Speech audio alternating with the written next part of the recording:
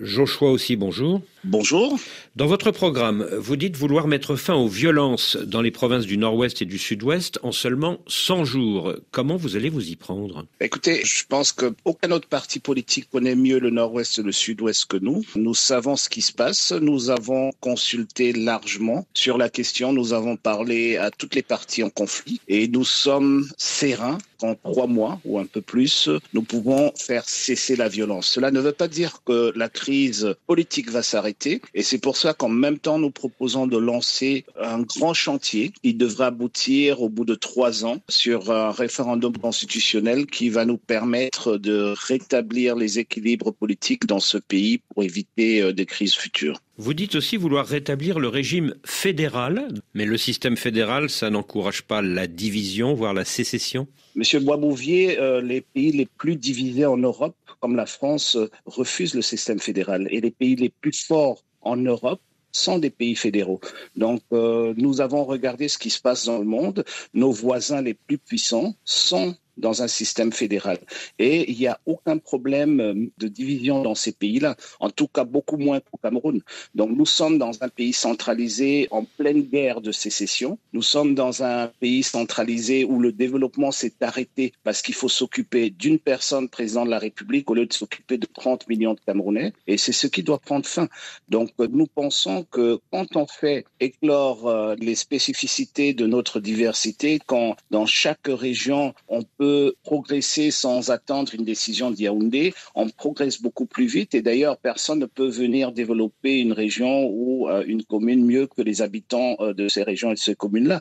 Mais pour y arriver aussi, nous devons sortir d'une logique néocoloniale qui veut que les gens sont rattachés par leur origine et nous proposons la citoyenneté résidentielle pour faire en sorte que chaque Camerounais se sente chez lui là où il habite. Dans les années 90, du temps du chairman John Frundi, le SDF était le principal parti d'opposition, mais à la dernière présidentielle, vous n'avez obtenu officiellement que 3% des voix, loin derrière Paul Biya, Maurice Kamto et Cabral Libby. Qu'est-ce que vous répondez à ceux qui disent que le temps du SDF est terminé ? Écoutez, nous n'avons absolument aucun problème avec les résultats de 2018. Nous savions que nous allons dans une élection difficile. Nous avons compris dans les années 90 qu'il fallait pas boycotter une élection. C'est pour cela que nous y étions. Notre bastion qui nous donnait des voix était en guerre et est toujours en guerre. Et donc, il nous manquait 600 000 voix. Avec ces 600 000 voix que nous avons traditionnellement eues, nous aurons pu avoir la deuxième place. La deuxième place, ce n'est pas ce que nous visions et c'est pour cela que nous ne regrettons pas cela. Il vous manquait les voix du Nord-Ouest et du Sud-Ouest. Du Nord-Ouest et du Sud-Ouest et des ressortissants du Nord-Ouest et du Sud-Ouest sur toute l'étendue du territoire parce qu'il y avait un mot d'ordre qui avait été passé et qui avait été bien relayé par le pouvoir en place que quiconque originaire de ces régions dont on verra une photo dans un bureau de vote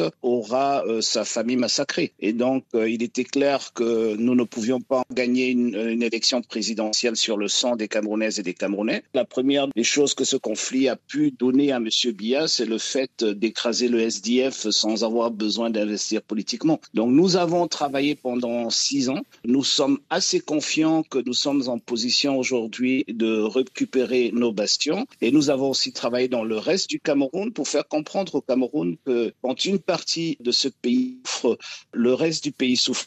Alors le président Biya, qui vient de fêter ses 92 ans, laisse entendre qu'il sera candidat à sa réélection en octobre prochain. Est-ce que vous pensez que son âge pourrait être un paramètre à prendre en compte dans la campagne ? Écoutez, nous pensons que certainement l'âge du président de la République serait un handicap pour le pays si jamais il est élu. Vous savez, un président de la République à 100 ans, ça veut tout simplement dire que si M. Biya devenait président de la République pour un autre mandat, le pays allait s'arrêter pour attendre la fin de son mandat. Cette année encore dans le noir, c'est quelque chose que la jeunesse camerounaise ne va pas accepter, c'est quelque chose que tous les Camerounais ne vont pas accepter. Donc nous sommes confiants que qu'il soit candidat ou pas, son parti est dans l'impossibilité de gagner les élections de 2025. Dans vos discours, Joshua aussi, vous êtes moins véhément que Maurice Kamto. Est-ce à dire que face au RDPC au pouvoir, le SDF est dans une stratégie moins frontale que le MRC ? Ce n'est pas une question d'être moins véhément ou moins dans une stratégie frontale. C'est tout simplement parce que moi, j'ai appris à faire la politique auprès d'un très grand homme, Feni John Frundi, et j'ai compris que dans la politique, aucun adversaire n'est permanent. C'est déjà déjà le premier point. Et que deuxièmement, il faut pouvoir se parler même quand on est en désaccord. Donc, quand on fait la politique par les injures, et là, je ne vise aucun parti politique, il y a malheureusement trop de personnes qui pensent qu'il faut passer la journée à insulter les uns et les autres. Nous sommes des adversaires politiques. La première chose, c'est que nous devons nous respecter. Donc, je respecte le MRC, je respecte le RDPC, je respecte le PCRN, je respecte tous les partis politiques sur la place, en attendant aussi un respect réciproque. Et en prenant une position beaucoup plus politique, nous avons pu donner aux Camerounais l'ONEL 1, l'ONEL 2, c'est-à-dire le remplaçant du ministère de l'administration qui organisait les élections. On est passé par un observatoire. En continuant à discuter, en argumentant, nous avons pu donner aux Camerounais ELECAM 1 et ensuite passer à ELECAM 2. Nous espérons qu'après ces élections, nous passerons à ELECAM 3. Et ensuite, nous avons pu mettre sur pied ce qui s'appelle aujourd'hui l'opération Épervier. Il ne faut pas oublier que ça a commencé avec le groupe parlementaire du SDF au Parlement.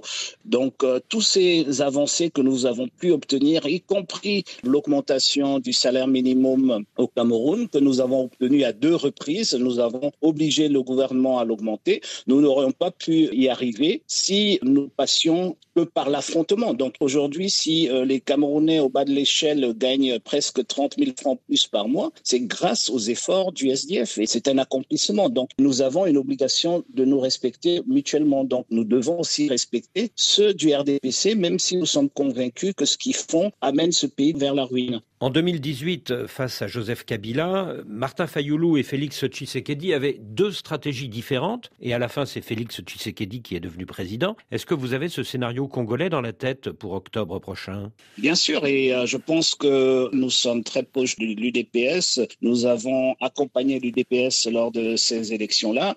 Pas plus tard qu'hier, je parlais encore au cadre de l'UDPS sur certains sujets qui nous sont communs. Et donc, nous sommes plutôt dans cette logique-là que dans celle de Martin Fayulu. Et vous savez-vous, Monsieur Boisbouvier, en 92, nous avons gagné l'élection présidentielle.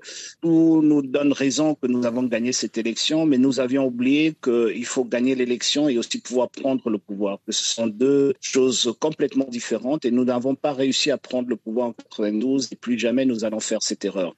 Et quand on est en politique, il faut avoir la capacité de construire des ponts et de parler avec ceux qui ont perdu le pouvoir pour qu'ensemble on arrive à construire ce pays. Il ne s'agit pas pour le SDF d'arriver au pouvoir et de mettre tout le monde du RDPC en prison, de les jeter en pâture, etc. Non, il s'agit de démontrer que pour une fois, il y a un pouvoir qui est arrivé qui est véritablement inclusif et que tout le monde a sa place. Et tous ceux qui n'ont pas du sang entre les mains ont leur place dans la construction de ce pays. Et donc, il faudra travailler avec eux. Quand je vais gagner, il n'y aura pas de chasse aux sorcières parce qu'on aura besoin de 30 millions de Camerounais pour rattraper les 43 années que nous avons perdues. En tout cas, l'UDPS m'a bien démontré que c'est la voie à prendre et je n'ai aucun mal à prendre cette voie-là parce que ça retrouve un peu mon ADN, celle de ne pas être clivant, mais plutôt d'être rassembleur. Face aux candidats du pouvoir, vous serez beaucoup d'opposants. Maurice Kamto, Cabral Liby, Akere Mouna, Madame Tomaino Damjoya et vous-même. Est-ce que par vos divisions, vous n'ouvrez pas un boulevard aux candidats du RDPC au pouvoir? Écoutez, je pense que premièrement, ces divisions-là démontrent la vitalité de la sphère politique camerounaise. Deuxièmement, je suis en bon terme avec tous ces candidats-là. Madame Patricia Tomaino Damjoya, qui est notre porte-parole pour le groupe de travail sur le nouveau code électoral, j'ai un très bon rapport de travail avec le Cabral Liby du PCRN, j'ai un très bon rapport de travail avec lui. Monsieur Maurice Kamto, avec qui on a travaillé sur l'amélioration du code électoral, j'ai à ma connaissance une très bonne relation de travail avec lui. Donc, il n'est pas exclu qu'à un certain moment, nous pouvons discuter de voir comment nous mutualisons nos forces sur certains éléments, comme par exemple mutualiser nos forces dans les bureaux de vote. C'est une voie que nous pensons très importante, que ceux qui sont dans les bureaux de vote où nous sommes absents nous représentent mutuellement. Et pour que sortir de là, au moins, le résultat des élections sera le reflet de la volonté des Camerounaises et des Camerounais. Mais nous sommes assez confiants, M. Boisbouvier. Nous avons aujourd'hui déjà couvert à peu près 90% des bureaux de vote, parce que dans le système camerounais, électoral camerounais, il faut le comprendre, que le contrôle des bureaux de vote est effectué par les partis politiques. Et je pense que le grand problèmes que les partis politiques de l'opposition ont eu dans le passé et que le grand avantage du pouvoir, c'est qu'ils ont pu passer par l'administration de la République pour être présents dans tous les bureaux de vote, contrairement aux partis de l'opposition qui étaient absents dans la plupart des bureaux de vote. Cette fois-ci, au niveau du SDF, nous corrigeons cela. Et si tous ces autres partis que vous avez cités peuvent être présents dans les 30 000 bureaux de vote avec nous, cela fera que dans les bureaux de vote, il y aura une majorité de représentants de l'opposition par rapport au parti au pouvoir. Et dans ce cas-là, il n'y aurait aucune chance pour que le parti au pouvoir essaye de truquer les résultats. Donc, nous faisons un travail de fourmi depuis plus d'1 an et demi et nous sommes confiants que nous aurons les résultats que nous attendons. Joshua aussi, merci.